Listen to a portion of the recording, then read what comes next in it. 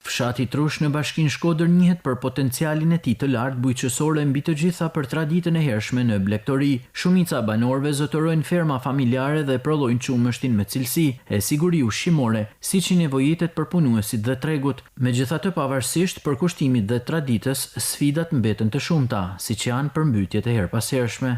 Ton kohën vetëm me blegtori bëjsi, me mjallë, mishër, jonç, gron. Jetesën e ka me bëjsi të këtoni, në përbagje.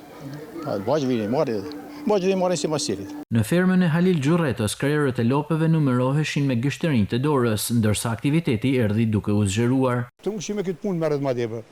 Dëm tuna, dëm të përmytja 2010 me ta hëndaj dhe nga ka qitë probleme. Kam pasu i një metër i gjysë. Prodhimin e qojmë vjene nga marrin bagjeret. Po fillojnë ata konë ata në keset e veta ja të çmimi i qumshtë të pravim fjalla.